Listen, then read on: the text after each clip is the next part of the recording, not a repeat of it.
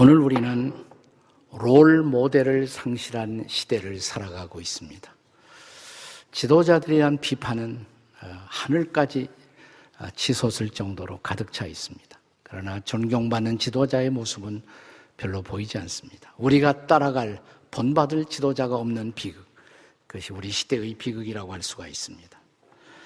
그런데 감히 나를 본받으십시오, 이렇게 말한 지도자가 있습니다. 그가 바로 사도 바울입니다. 고린도전서 11장 1절을 함께 같이 읽습니다. 다 같이 시작. 내가 그리스도를 본받는 자가 된 것 같이 너희는 나를 본받는 자가 되리라. 대담한 선언이죠. 그는 본래 나사렛 예수와 그 추종자들을 핍박하는 복음의 원수였습니다. 디모데전서 1장 13절에 보시면 바울이 자기의 과거를 수레하며 고백하기를 내가 전에는 비방자였고 박해자이며 또 폭행자였다라고 말합니다. 그런데 예수님은 이런 복음의 원수였던 바울을 자기의 가장 사랑하는 제자, 세상을 변화시키는 도구로 삼으십니다. 오리지널 12 제자 중에서 그 가장 위대한 제자를 뽑은 것이 아니라 복음의 원수를 회심시켜 가장 위대한 복음의 사도가 되게 하신 하나님의 섭리는 얼마나 놀라운 것입니까? 이 사람을 통해 문자 그대로 기독교는 세계적 신앙으로 발돋움하게 됩니다. 또 그의 생전에 바울과 함께했던 사람들, 그들이 도착할 때마다 그 도시는 요동치고 충격을 받습니다. 그래서 그 무리를 향해서 지어진 별명 가운데 세상을 뒤집은 사람들, 우리말 번역에는 사도행전 17장 6절에 천하를 어지럽게 하던 사람들이라고 매우 어지럽게 번역을 했습니다.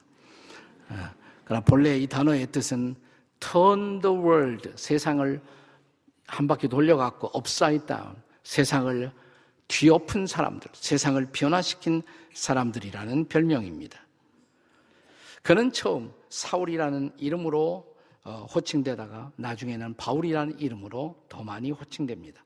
우리는 보통 예수 믿기 전에 그의 이름은 사울이고 믿은 후에 바울이라고 보통 말합니다마는 그것은 정확한 통찰은 아닙니다. 사실 사울이라는 말은 히브리식 이름이에요. 히브리식 호칭입니다. 히브리식으로는 사울이라고 부르고 똑같은 이름을 로마식으로 부를 때는 바울이라고 부르는 것입니다. 안티옥 교회에서 그를 선교사로 파송할 때만 해도 그는 여전히 선교사로 파송받는 그를 성경은 사울이라고 기록하고 있어요. 그러나 이제 바울이 선교를 나가서 로마가 통치하던 로마의 지역들을 가면서 그의 이름은 로마식으로 더 많이 바울로 불리워지면서 나중에 바울로 통하게 되었다는 것이 정확한 견해입니다. 우리가 바울은 도대체 어떻게 생긴 사람일까? 이따금씩 궁금해할 때가 있습니다. 바울과 테크라 행전이라는 성경이 아닌 성경의 보충문서라고 할 수 있는 외경에 보면 그의 인상착의를 이렇게 기록해 놓았습니다. 키는 작고 머리는 대머리이고, 오늘 키가 작고 대머리인 분들은 위로받으시기 바랍니다. 키는 작고 대머리이고 휘어진 다리는 휘었고 눈썹은 서로 맞닿았고 매부리 코에 다부진 풍채를 가진 그는 범상하지 않은 사람, 천사와 같은 사람이었다. 이 스크린에 나오는 그림은 훨씬 미화시킨 모습이라고 생각이 되고요. 바울 선생님에게 죄송하지만 저 그림보다는 훨씬 못생기셨을 가능성이 더 많습니다. 그럼에도 불구하고 그는 거인이었습니다. 영적인 거인이었습니다. 바울이 사도행전이나 그의 편지에서 고백하는 예수 믿기 전에 자기의 자서전, 과거를 요약하면 이렇게 말할 수가 있습니다. 나는 작은 마을이 아닌 당시의 새로운 로마, 뉴로마라고 불리운 소아시아 길리가의 대학 도시 다소송의 시민으로 유태인 가정에서 태어났습니다. 나는 부모에 의해 유태인으로서의 철저한 자아상을 갖도록 교육받았지만 동시에 로마의 시민권을 가진 가정에서 로마적 소양을 지닌 열린 세계관의 영향을 받고 자랐습니다. 나는 나 또래의 유대인 남자 아이들처럼 어려서 천막 만드는, 그리고 천막 깁는 텐트 메이킹의 기술을 배웠습니다. 그것은 나중에 내가 전문인 선교사로, 텐트 메이커로 자비량 선교 사역을 감당할 때 커다란 도움이 되었습니다.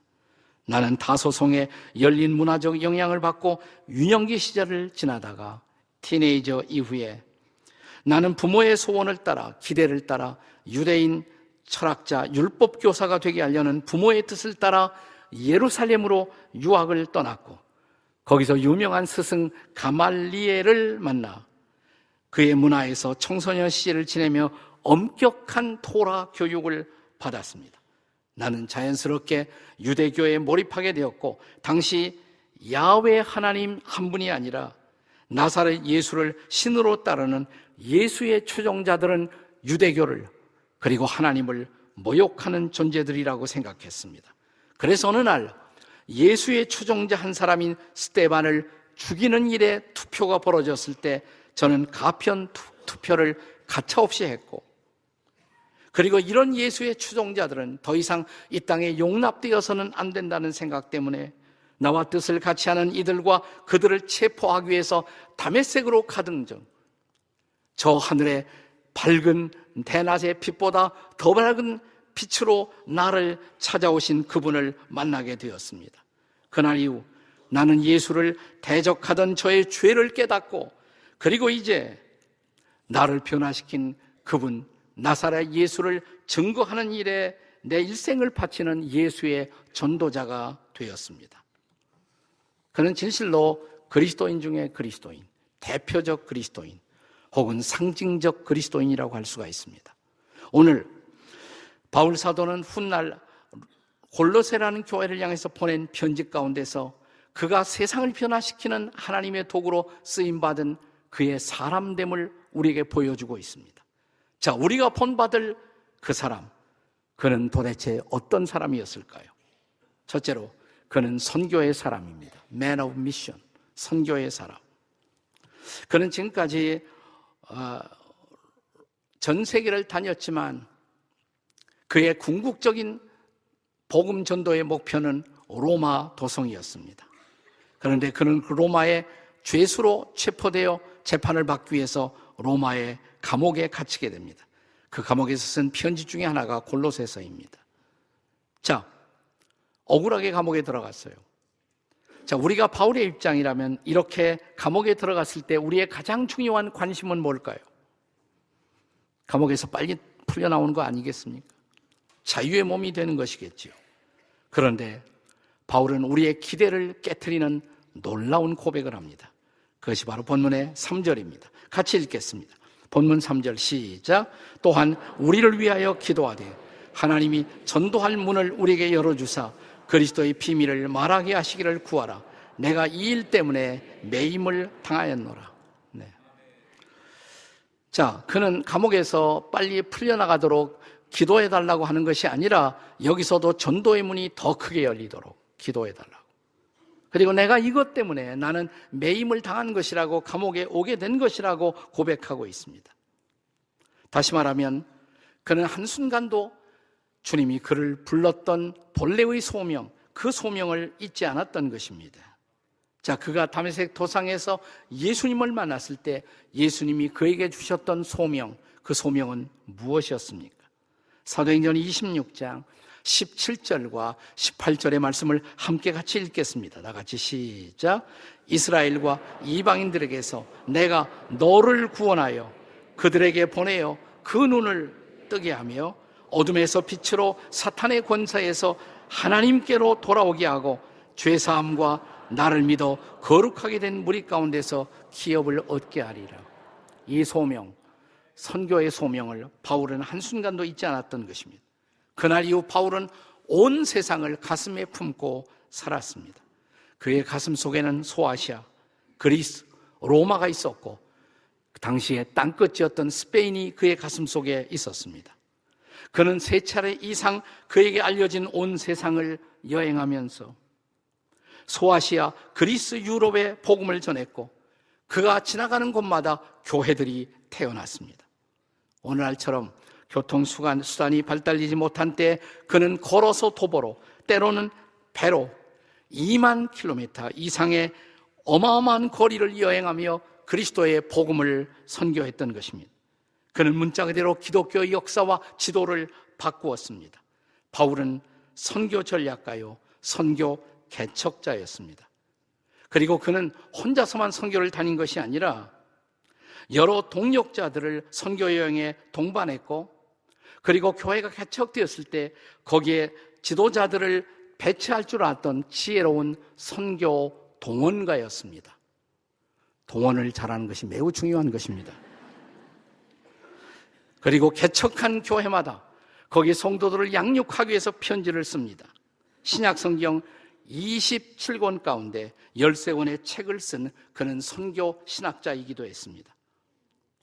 바울이 회심한 것은 아마도 AD 33년 그의 나이 약 30세 정도에 그는 회심한 것으로 보여집니다.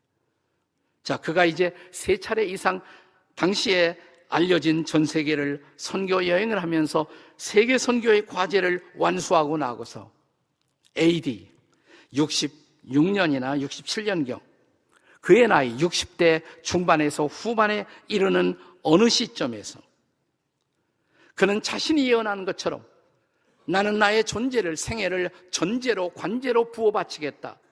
선교의 제단에 그의 피를 부어바친 선교의 사람이었습니다. 바울 같은 사람은 나오기는 힘들겠죠. 그러나 바울이 한 말, 너희도 나를 본받으라고. 내 선교라는 과제는 비단 전문적인 선교사 그리고 해외에 파송된 선교사만이 감당해야 할 사역은 결코 아니라는 사실입니다. 바울은 어떤 의미에서 우리 시대의 개념처럼 이렇게 전적으로 해외에 나가서 선교만 한 그런 사람은 또 아니에요. 바울은 자기의 직업을 갖고 있었습니다. 텐트 메이킹이었단 말이죠. 그는 끝까지 텐트 메이킹을 포기하지 않고 그는 직업을 수행하면서 동시에 복음을 전했어요. 오늘날의 이미지로 보면 평신도 이미지하고 더 많은 사람이 바울이라고 할 수가 있습니다. 그럼에도 불구하고 선교는 그의 모든 것이었습니다. 그렇다면 사랑하는 여러분, 여기 선교라는 것은 그리스도인 모두에게 주어진 과제라면 바울처럼 저와 여러분도 선교의 사람이 되는 것이 합당하지 않겠습니까? 그가 바울을 구원하시고 여러분과 저를 구원하신 이유, 바울처럼 우리도 선교하라고. 그렇습니다.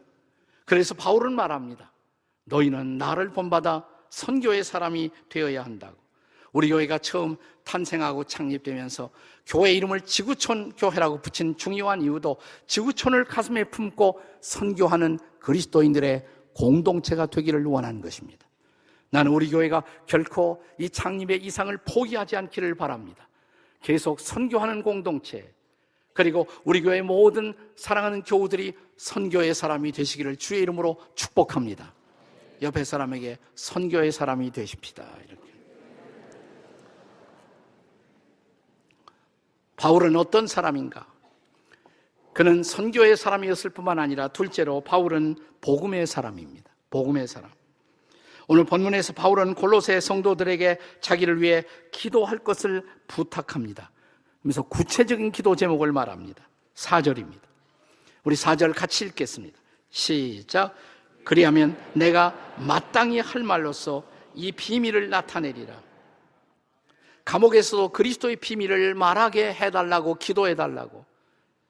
그러면서 내가 마땅히 해야 할 그 말로 이 비밀을 나타나게 해달라고. 자, 이 비밀의 정체는 뭘까요? 원래 비밀이라는 것은 이것은 비밀이야 하면서 다 말해버리는 것이 비밀입니다. 가장 소중한 비밀. 그래서 비밀이라고 말할 수밖에 없었던 이 소중한 메시지, 이 비밀의 정체는 골로새서 1장 27절을 보십시오. 같이 읽겠습니다. 시작. 하나님이 그들로 하여금 이 비밀의 영광이 이방인 가운데서 얼마나 풍성한지를 알게 하려 함이라. 이 비밀은 너희 안에 계신 그리스도니 곧 영광의 소망이라. 비밀은 누구라고 그랬어요? 그리스도라고. 비밀은 그리스도이십니다. 그리스도가 바로 복음입니다. 굿뉴스인 것입니다. 예수가 우리의 구원, 우리의 생명, 우리의 영원한 소망이라는 메시지입니다. 골로새서 1장 6절에서 오늘 본문은 4장이지만 자, 골로새서 1장 펼쳐지면서 6절에서 바울이 골로새 교인들을 향해서 내놓았던 그 고백을 들어보십시오. 자, 골로새 1장 6절 다 같이 읽겠습니다. 시작. 이 복음이 이미 너희에게 이름에 너희가 듣고 참으로 하나님의 은혜를 깨달은 날부터 너희 중에서 같이 또한 온 천하에서 열매를 맺어 자라는도다. 복음이 나에게 온 다음에 나는 하나님의 은혜를 깨닫습니다. 그리고 그 은혜를 전하는 자가 됩니다. 열매를 맺습니다. 여기서 끝나지 않아요? 자, 이제 드디어 바울은 자기의 가장 중요한 정체성, 그리고 그 자리에 당신의 제자들이 그리고 모든 그리스도인들이 함께 서기를 원했던 이 고백, 자, 계속되는 골로새지 마시고 골로새서 1장 23절을 같이 읽겠습니다. 다 함께 읽습니다. 시작. 만일 너희가 믿음에 거하고 터 위에 굳게 서서 흔들리지 아니하면 그리하리라. 이 복음은 천하 만민에게 전파된 바요 나 바울은 이 복음의 일꾼이 되었느니라. 나는 너희들이 믿음에서 흔들리지 않았으면 좋겠어. 왜요? 그래야 복음의 일꾼이 될 수 있기 때문에. 내가 복음의 일꾼이다. 나는 여러분도 믿음에 굳게 서서 복음의 일꾼이 되기를 원한다고. 오늘 이 세상에는 선교를 빙자하면서 자기 이익을 추구하는 사람들도 없지 않습니다. 또 선교를 말하면서도 그리스도가 아닌 자기의 철학, 자기의 사상, 자기의 이데올로기를 전파하는 사람들도 없지 않습니다. 나 바울에게 있어서는 처음부터 끝까지 오직 복음, 오직 그리스도였습니다. 갈라디아 교회들을 향해서 바울이 주었던 경고의 메시지를 여러분 혹시 기억하십니까? 갈라디아서 1장 7절과 8절입니다. 함께 같이 읽습니다. 시작. 다른 복음은 없나니 다만 어떤 사람들이 너희를 교란하여 그리스도의 복음을 변하려 함이라. 그러나 우리나 혹은 하늘로부터 온 천사라도 우리가 너희에게 전한 복음 외에 다른 복음을 전하면 저주를 받을지어다. 한마디로 뭐예요? 다른 복음은 없다는 것입니다. 복음은 하나밖에 없습니다. 복음은 바로 그리스도라는 것입니다. 자, 바울은 로마 교회를 향해서 보냈던 위대한 편지 로마서의 대서두를 열면서 이렇게 말합니다. 로마서 1장 1절과 2절을 같이 읽습니다. 시작.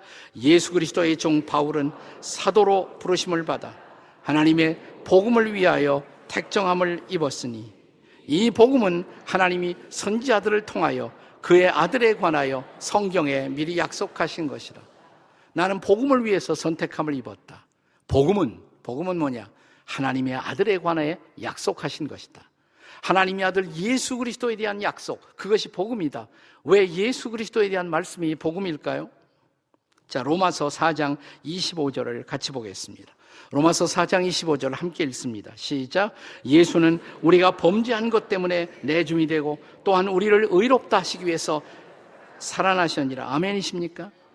예수는 우리가 범죄한 것 때문에 내어줌이 되고, 왜 죽으셨는가?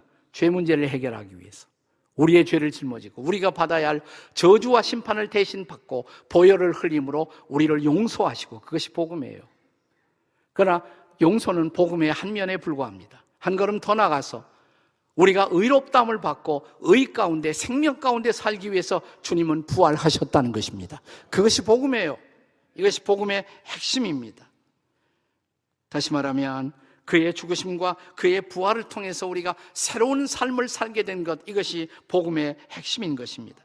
바울은 고린도전서 15장의 서두에서 다시 그가 지금 살아서 이 복음을 전하는 가장 중요한 이유를 한 번 더 설명합니다. 자, 고린도전서 15장 서두인 3절의 말씀을 같이 한번 읽어보도록 하겠습니다. 15장 3절 시작. 내가 받은 것을 먼저 너에게 전하였노니 이는 성경대로 그리스도께서 우리 죄를 위하여 죽으시고 섬긴 대로 사흘 만에 다시 살아나사. 네, 거기까지. 자, 이렇게 시작돼요. 맨 처음에 내가 받은 것을 너희에게 전하여, 받은 것이 바로 복음이에요. 내가 받은 복음을 먼저 너에게 전하였노니 그리고 알게 하노니 이 복음은 성경대로 그리스도께서 우리를 위해 죽으신 것, 그리고 성경대로 우리를 위해 다시 산 것, 그것이 복음이라는 것입니다. 그가 죽으심으로 죄 문제가 해결되고 그가 부활하심으로 우리에게 새로운 삶이 가능할 수 있었던 것, 이것이 바로 복음인 것입니다. 이 복음은 바울의 존재 이유였습니다. 바울의 삶의 알파요 오메가였습니다. 그는 복음 때문에 살고 복음 때문에 죽었습니다. 바울은 어떤 사람입니까? 처음도 복음, 마지막도 복음이었습니다. 이 대표적인 그리스도인, 가장 상징적인 그리스도인 바울에게서 배울 것, 본받을 것 뭘까요? 우리도 이 복음의 사람이 될 수가 있어야 한다는 사실입니다. 바울에게 복음이 전부였다면 우리에게도 복음이 전부이어야 합니다. 나를 본받으라. 복음을 붙들고 복음 때문에 살았던 바울의 삶은 바로 우리의 삶이 되어야 할 줄로 믿습니다. 여러분, 복음 때문에 살고 계십니까? 나는 과연 복음의 사람일까요? 우리 교회가 처음 시작할 때부터, 창립할 때부터 우리 교회의 가장 중요한 비전은 바로 이 복음의 전파였습니다. 우리는 원한다면 이보다 훨씬 더 큰 건물을 가질 수가 있었습니다. 우리는 건물을 포기했습니다. 그 대신 복음을 전하는 일에, 선교하는 일에 올인하기로 했습니다. 나는 우리 교회의 자랑이, 우리 교회의 가장 중요한 자랑이 빌딩이 아니라, 건물이 아니라 복음이 되기를 원했습니다. 복음적 교회가 되는 것, 그리고 복음이 가장 존귀한 우리의 재산이 되는 것, 이 복음이 계속해서 우리 교회를 붙들고 움직일 수 있기를 주의 이름으로 축복합니다. 옆에 사람에게 복음의 사람이 되십시오. 한번 해보세요. 복음의 사람이 되십시오. 바울은 어떤 사람입니까? 한 걸음 더 나아가 세 번째로 그는 기도의 사람입니다. 오늘 본문을 통해서 바울은 그가 선교를 말하고 복음을 말하고 있지만 그 선교도 복음 전도도 그 모든 것을 가능케 한 가장 중요한 것을 고백합니다. 그것은 기도가 이 모든 것을 가능하게 한다라고 고백합니다. 그는 기도의 사람이었습니다. 바울의 선교도, 바울의 복음 전파도 기도를 떠나서 생각할 수가 없습니다. 자, 본문이 시작되는 2절 말씀을 한 번 더 읽습니다. 2절 다 같이 시작. 기도를 계속하고 기도에 감사함으로 깨어 있어라. 우리는 기도한다 그러면 어떤 느낌이 오세요? 어떤 사람이 기도한다 그러면 잠든다. 네, 기도하면서 실제로 조는 사람들이 많잖아요. 네, 때를 얻든지 못 얻든지 조는 사람들이 있어요. 설교를 들으면서도 주무시는 분들이 있고, 지금도 몇 분이 깨어나셨습니다만, 네. 기도는 우리를 재우는 것이 아니에요. 기도는 우리를 재우는 것이 아니라 기도는 우리의 영혼을 깨우는 작업인 것입니다. 기도하면 영혼이 깨어나요. 기도하면 졸립다. 이거 기도를 아직 못 배운 사람이에요. 여러분, 만약 기도가 잠들면 우리의 영혼이 진짜 잠들어 버리는 것입니다. 그리고 우리는 아무것도 할 수 없는 자가 됩니다. 주님의 말씀을 기억하시나요? 요한복음 15장 5절 다 같이 읽습니다. 시작. 나를 떠나서는 너희가 아무것도 할 수 없습니다. 그래요? 우리가 주님 없이도 많은 일을 하고 있잖아요. 그러나 그 일은 주님과 상관없는 일이에요. 주님이 인정할 수 없는 일, 주님이 기뻐할 수 없는 일, 주님이 인정할 수 있는 일, 기뻐할 수 있는 일, 그건 주님을 떠나서는 아무것도 할 수 없어요. 자, 그런데 우리가 기도를 잃어버린다면 그 순간 우리는 주님과의 관계가 단절되는 것입니다. 기도라는 것은 나와 주님을 연결시키는 것이에요. 기도는 우리의 생명의 젖줄과 같은 것입니다.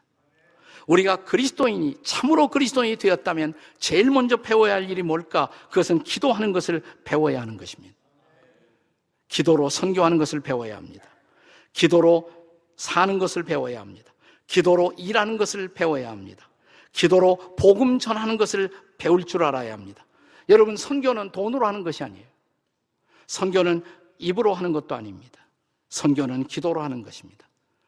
기도 없이 어떤 선교의 열매도 기대할 수가 없습니다. 자, 바울이 회심하고 나서, 그래서 예수 믿고 나서 제일 먼저 바울이 배워야만 했었던 것 뭘까요? 우리가 사도행전 9장에 보면 바울이 다메섹 도상에서 회심하고 주님은 바울을 아나니아라는 사람에게 보내십니다.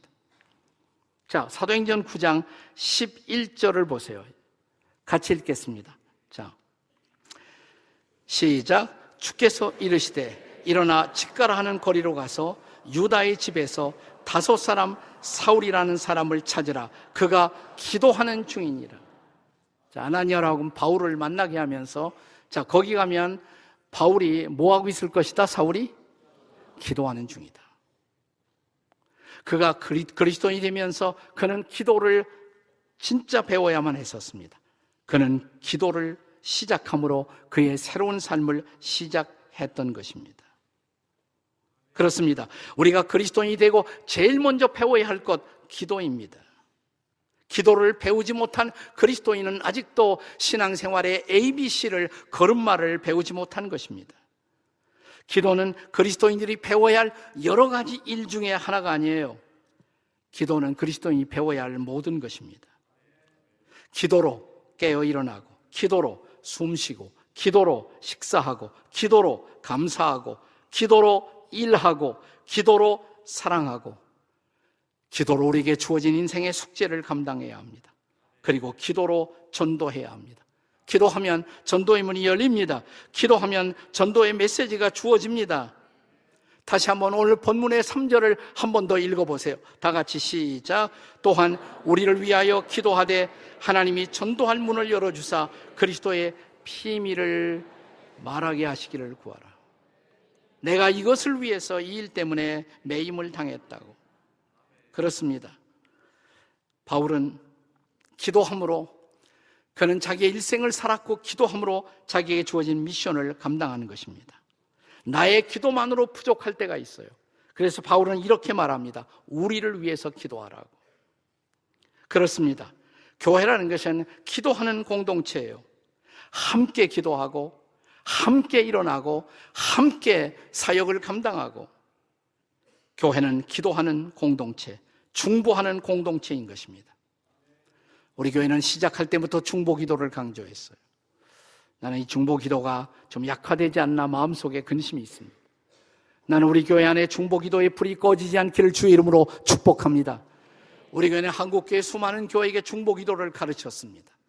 어떻게 우리가 나뿐만 아니라 이웃을 위해서, 아니 우리가 함께 기도하면서 우리 함께 거룩한 전투를 감당할 것인가. 나는 우리 교회가 기도하는 공동체로 하나님 앞에 숙제를 감당할 수 있기를 주의 이름으로 축복합니다. 여러분 한 사람 한 사람이 기도의 사람이 되기를 소망합니다. 옆에 사람에게 기도의 사람이 되십시오. 바울은 사도행전 14장 15절에서 전도하다가 루스드라라는 곳에 갔을 때 전도를 받는 사람들에게 바울이 이런 고백을 합니다. 한번 같이 읽어보세요. 시작. 우리도 여러분과 같은 성정을 가진 사람이라. 전도하면서 하는 소리예요. 우리도 여러분과 같은 성정을 가진 사람. 그 백그라운드를 보면 바울을 통해서 기적이 일어나니까 혹시 신이 내려온 것이 아닌가 이렇게 생각을 했어요. 그때 바울의 고백이라. 우리도 여러분과 똑같은 사람입니다. 똑같은 성정을 가진 사람입니다. 영어 성경에 보시면 We are only men, human like you. 당신 같은 인간입니다. 이 말이에요. 당신과 똑같은 인간입니다. 당신처럼 실수할 수 있고, 당신처럼 힘들어할 수 있고, 당신처럼 지칠 수 있는 똑같은 인간입니다. 자, 그런데 바울을 통해서 일어난 모든 위대한 일들, 모든 초자연적인 일들, 그것은 그의 기도를 떠나서는 이해할 수 없는 일들입니다. 그는 문자 그대로 기도로 일했고, 기도로 사역했고, 기도로 세상을 바꾸었습니다. 바울의 모든 편지는 기도로 시작하고 기도로 끝나고 있습니다. 로버트 머리 맥체인이라는 분은 이런 의미심장한 말을 남겼습니다. 한번 다 같이 읽어보세요. 시작. 하나님 앞에 홀로 무릎 꿇고 있을 때가 그 사람의 참 모습이며 그 이상은 없다. 얼마나 의미심장한 말이에요. 하나님 앞에 홀로 무릎 꿇고 있는 그때가 가장 중요한 때예요. 그때 그 사람이 하나님의 사람이에요. 그렇지 않다면 우리는 우리 자신을 속이고 사는 사람이에요. 우리가 기도가 없다면 우리는 그리스도인, 그리스도의 사람, 그리고 하나님의 사람이라고 할 수가 없습니다. 지금 한국 교회가 많이 흔들리고 있습니다. 왜 그럴까요? 저는 그 중요한 이유 중에 하나가 기도를 잃어버리고 있기 때문에.